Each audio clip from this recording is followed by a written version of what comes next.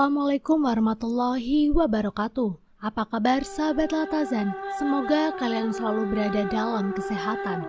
Pada video kali ini, kami akan membawakan sebuah kisah yang berjudul Kisah Pria Tionghoa Jadi Mu'alaf Usai Melihat Malaikat Saat Tsunami Aceh. Ini adalah kisah Muhammad Cheng. Dia masuk Islam pada tahun 2005 atau setahun setelah tragedi dahsyat tsunami di Aceh pada 26 Desember 2004. Berikut kisah dari pria Tionghoa Muhammad Cheng yang membawanya memeluk Islam. Dikutip dari About Islam. Saya keturunan Cina. Keluarga saya telah tinggal di Aceh selama 3 generasi. Kami adalah pedagang. Nenek moyang saya datang ke bagian yang sangat islami di Asia Tenggara ini untuk berdagang. Mereka tetap tinggal karena mereka menemukan lingkungan yang kondusif. Para penguasa adil, ramah, dan tidak mengganggu kita. Keluarga saya menjaga tradisi Tiongkok kuno mereka untuk memuliakan dan menyembah leluhur kita. Dan saya melakukan hal yang sama. Sebelum saya membuka toko saya biasanya memberikan persembahan kepada altar nenek moyang kita. Siang hari saya mengulanginya untuk menawarkan dupa beberapa kali. Toko saya sangat dekat dengan Masjidil Agung. Saya bisa mendengar panggilan untuk sholat atau azan setiap hari. Saya baru saja akan membuka toko saya di dekat Masjid Agung Banda Aceh pada tanggal 26 Desember 2004. Itu adalah pagi yang biasa, cuaca bagus, tidak ada yang luar biasa. Setidaknya sepertinya begitu. Tapi ada yang aneh, burung-burung berhenti bernyanyi, dan kucing yang biasanya menunggu di depan toko saya untuk sisa makanan tidak ada di sana. Saya tidak begitu memperhatikan peluang ini. Namun tiba-tiba ada suara gemuruh yang kuat dan keras. Saya berlari keluar, itu pasti gempa bumi, kataku pada diri sendiri. Orang lain juga keluar dari toko mereka, tetapi setelah beberapa menit kami semua kembali ke dalam. Namun setelah beberapa saat orang-orang berlari dan berteriak, "Air laut datang!" Saya bingung, meskipun saya mengerti kata-katanya, saya tidak tahu apa artinya. Saya keluar lagi, orang-orang histeris dan berlari menuju masjid sambil berteriak, dan kemudian saya melihat air mengalir. Saya segera berlari untuk mengambil kemenyan. Saya ingin meminta bantuan leluhur saya, namun lebih banyak air datang, mengalir di jalan dan menuju masjid. Saya menjadi takut dan berlari ke atas. Saya menyaksikan tsunami dari balkon kecil. Semakin banyak air yang datang dan itu tidak bisa dipercaya. Lalu tiba-tiba saya melihat sesuatu yang sangat aneh. Ada pria jakung mengenakan pakaian putih. Mereka membuat gerakan seperti polisi yang mengarahkan lalu lintas. Mereka berdiri di berbagai tempat di depan Masjid Agung. Dan air mengikuti arahan mereka. Air membelah beberapa meter di depan masjid dan mengalir di sisi kanan dan kiri masjid. Namun, lebih banyak air datang. Kekuatan penuh laut hanya mendorong jalannya ke kota dan menuju masjid. Orang-orang berpakaian putih itu tidak lari seperti orang lain. Padahal ratusan orang bergegas menuju masjid, berlari untuk keselamatan hidup mereka. Beberapa orang jatuh dan air melahapnya. Saya melihat semua ini dari balkon saya. Semakin banyak air. Anehnya, saya menyaksikan air tidak masuk ke dalam masjid. Lalu tiba-tiba, lebih banyak pria berpakaian putih muncul dan mereka mengangkat masjid. Ya, mereka mengangkat masjid, seluruh masjid, tepat di atas tanah dan air menyembur di bawahnya. Saya benar-benar terpana. Apa itu tadi? Jika seseorang memberitahu saya apa yang saya lihat, saya tidak akan percaya padanya.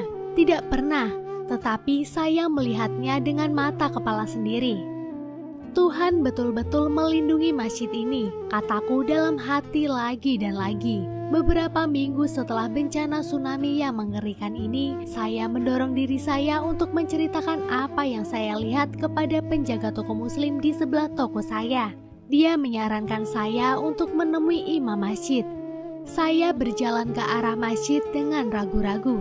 Ini adalah pertama kalinya dalam hidup saya untuk memasuki komplek masjid, meskipun pada dasarnya saya telah tinggal di sebelahnya sepanjang hidup. Imam mengenali saya dari kejauhan dan keluar untuk menyambut saya. "Selamat pagi, ada yang bisa saya bantu, Paman?" Dia menyapa saya dengan sopan.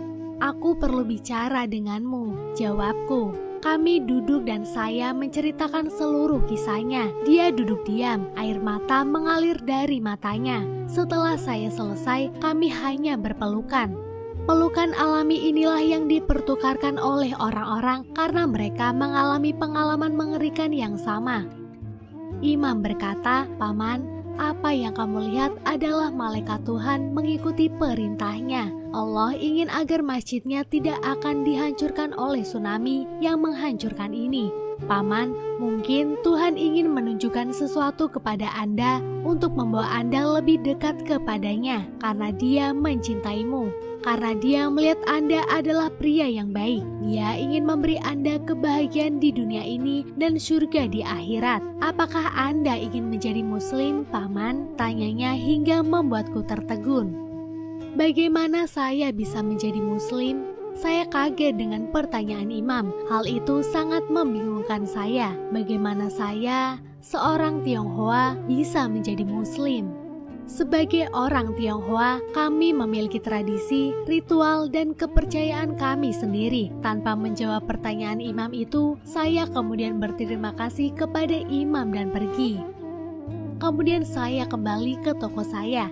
Saya meniup pintu hari itu dan hanya duduk diam di sudut. Berkali-kali saya melihat di depan mata saya adegan-adegan ketika tsunami melanda. Para pria berpakaian kain putih mengarahkan air, mengangkat masjid. Malaikat Tuhan melakukan pekerjaannya. Dan saya diizinkan untuk menyaksikannya. Saya tidak membuka toko saya selama 2 hari. Saya hanya duduk di sana dan merenung. Pada hari ketiga ada seseorang mengetuk pintu. Dia adalah imam masjid yang mencari saya. Dia khawatir karena dia melihat toko saya tutup selama 3 hari dan itu belum pernah terjadi sebelumnya. "Saya sedang berpikir, Imam," ujarku. "Saya pikir kamu benar. Tuhan memberi saya tanda, bahkan pertanda besar. Saya seharusnya tidak menjadi bodoh sekarang dan lupakan saja. Bisakah Anda memberitahu saya cara menjadi seorang muslim?" tanya saya. Imam itu tersenyum sambil berkata, "Paman, sangat mudah. Kamu hanya perlu melafalkan kata-kata ini." Dan dia menunjukkan saya selembar kertas.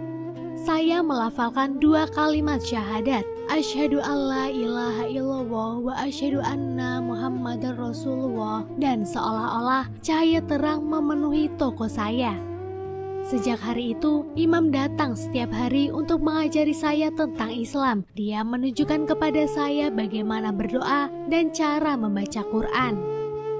Dan setelah saya bisa sholat, saya juga ikut sholat di Masjidil Agung. Dan itu adalah salah satu hal terindah dalam hidup saya. Alhamdulillah. Sekian kisah yang dapat kami sampaikan. Semoga bisa bermanfaat bagi kita semua. Jangan lupa untuk like, share, dan subscribe. Terima kasih. Wassalamualaikum warahmatullahi wabarakatuh.